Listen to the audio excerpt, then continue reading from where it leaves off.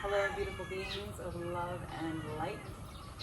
I am here at the Cloud Sanctuary in Siem Reap, thinking a lot about helping people with the toxic thoughts that come into our minds, or just negative thoughts and emotions that come up while we are in the process of learning how to meditate, or when we're just practicing meditating.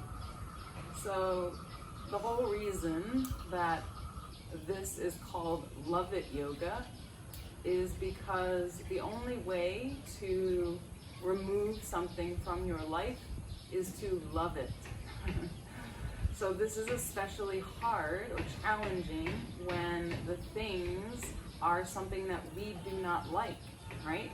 We do not like negative thoughts. We do not like toxic thoughts. We do not actually like, let alone love, feelings of anger, frustration, sadness, depression. These things are literally the things that we are trying to get out of our lives. They're the things that we hate, not only that exist in the world, but about ourselves. So ask yourself, is that self-loving to hate a thought that I have? So I have a thought that is negative, right? I am angry. I have these ill feelings, ill will towards others. These are negative thoughts, right? I'm not good enough. I'm not smart enough. I am not successful. I'm not even a good person was one that came up for me yesterday. And it's really challenging when we have these thoughts, particularly when we're in meditation, because they distract us, right? They pull our focus or our dharana and our concentration away from our breath, our presence, actually being in meditation. And they bring us into story, into trauma, into the past, or perhaps anxiety for the future, right? They remove us from being very present. So I'm going to offer you just a thought challenge to conceptualize what it is about that thought that you might possibly actually love. Because the only way that we can remove things from our lives is when we fill them with so much love that they are so peaceful and at ease that they are free to leave. It's not going to come from forcing or, trying to get rid of or cut out. Think of your thoughts like a child throwing a temper tantrum. A child is throwing a temper tantrum because it doesn't feel like its needs are being met and it doesn't feel seen. Not it, he or she does not feel seen, or they. So what do you do with a child that is throwing a temper tantrum? Do you tell them to stop? Just stop it. Stop crying. Stop freaking out. Stop. And if you do, does that work?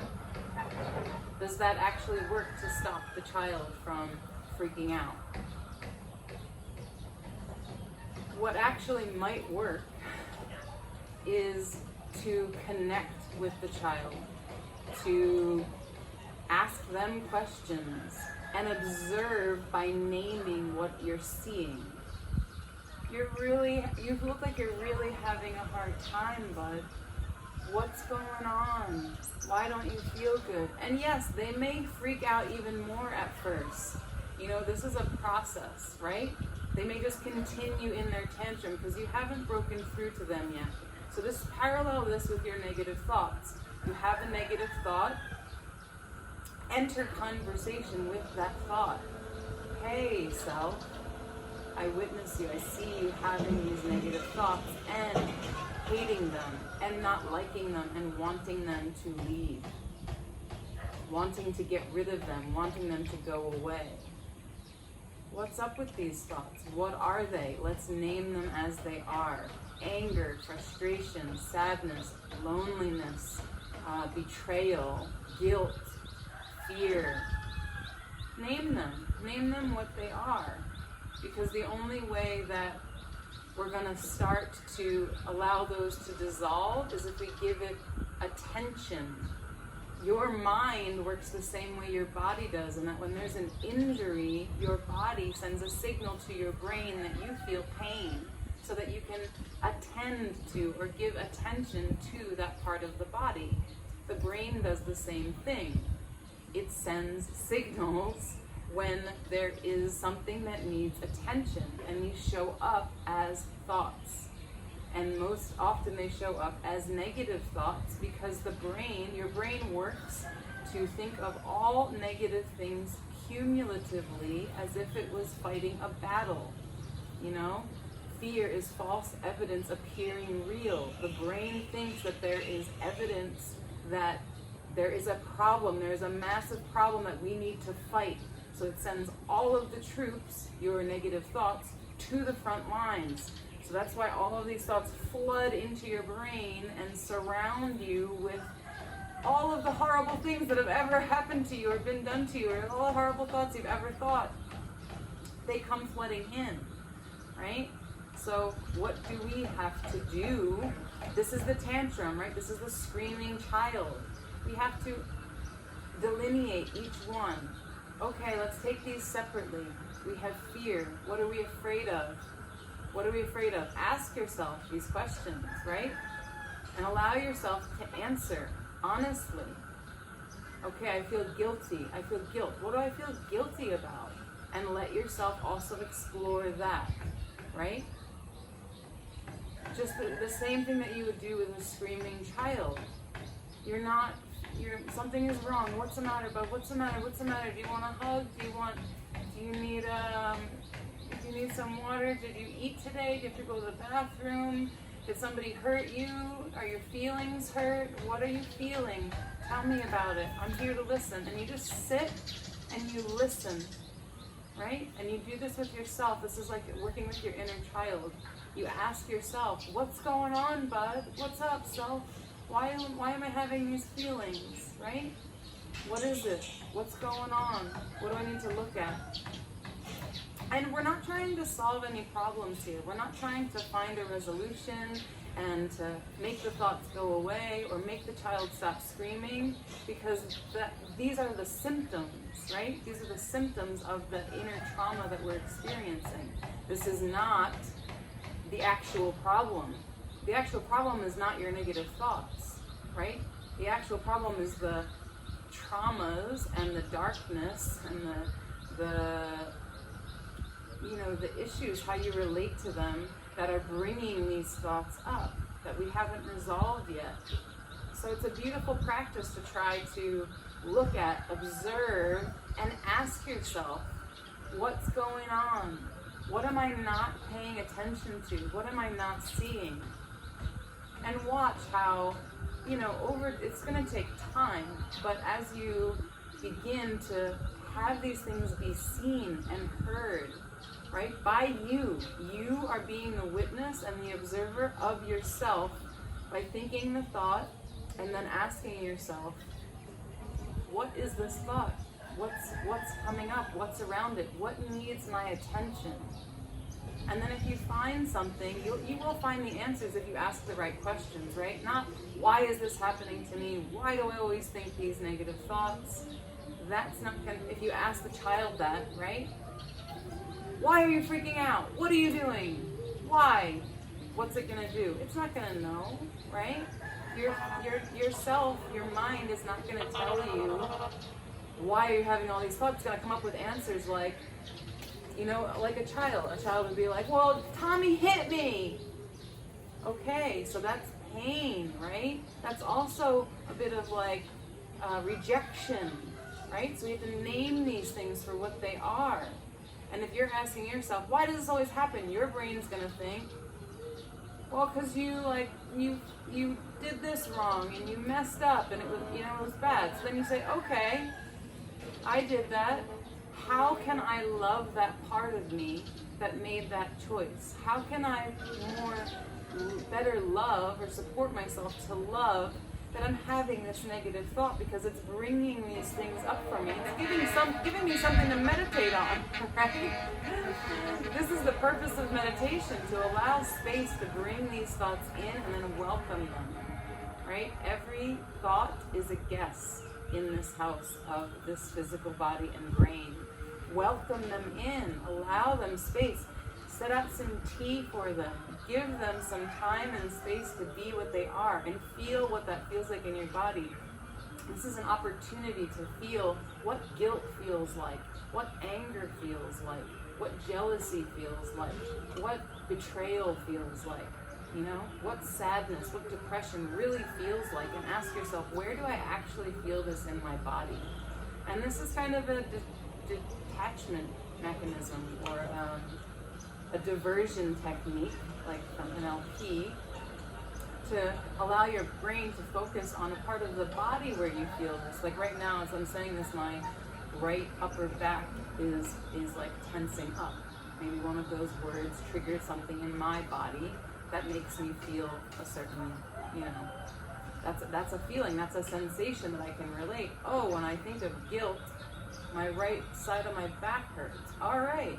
So then we have yoga to help us with asana, with movements, with self-massage and self-love, to kind of literally work through manually, physically, any tightness or tension in the body, and then allow ourselves to think that same thought again and ask, okay, now what needs attention? Is that still there? Right? Is guilt still there? Is fear still there? Is anger still there? Okay, if it is, then I need to go back. Okay, take them one at a time, right? We can only deal with one thing at a time. We live in a society where we're taught to multitask, but all we're doing is destroying our brains, right? We cannot multitask. We're not built for this. We are built for focusing on one thing at a time, letting that be done, and then moving on. Great. This like multitasking culture is really detrimental to our psyche, our mental health, because then you have to split your brain. But really we want to be uniting, right? Yoga is a union of the mind and the body and the spirit and the emotions. So we want to bring these together, not drive them further apart. So let's give ourselves the compassion to take one thing at a time. And if many things flood into you, I always have a journal handy with when I'm meditating. So write them down, right? I want to think about all these things. I want to give them attention. So great. Make a list, do a brain dump, all the things that you want to focus on, and then pick one. What's at the top? What's at the priority list? What's the one that's screaming at you the most? Resentment. Okay, what's underneath of resentment? Let me meditate on resentment. What does resentment feel like? Where is that coming from? And feel it, right? This is hard work. Ain't nobody ever said this shit was easy, all right? This is really, really hard to sit with negative, toxic emotions that you hate, right? I hate that I think this thought. Is that supportive? No. If we want to be letting go of them, then we need to love them, right? We need to love that screaming child of our thoughts so much that we just wrap them up in love, and then they feel seen, they feel heard, they feel touched. So give this, metaphorically, to your thoughts. And that is how we begin to love it. We have to find ways that we can love these thoughts. And all of these insights are beautiful examples of why we can and how we can love these thoughts, right? If it wasn't for my feeling of resentment, I would have never looked at how I relate to the issue of someone doing something that makes me feel hurt. And then I have the opportunity to look at myself and to see, what am I not doing for me to help myself feel worthy, valuable, right? There's no need for resentment if I fully love me. So I need to look at the things that are disabling me from loving me, and try to love that darkness, try to love that negative feeling, try to love that toxic thought. And if you can't figure out how, then ask me more questions, right? Ask more questions that will support you. How do I learn to love this thought that I hate? You gotta spend time with it, right? How does love grow? Over time, right? You may have had a relationship in your life where you didn't really, it wasn't like love at first sight, like you didn't love somebody right from the beginning, but then you got to know them, and you're like, wow, you're so cool, like the way you think and the way you talk and the way you eat food, and it's just awesome to hear you, to see you doing all these things. Think about that with the way that you view your own negative thoughts, right? I'm not going to get rid of this if I hate it.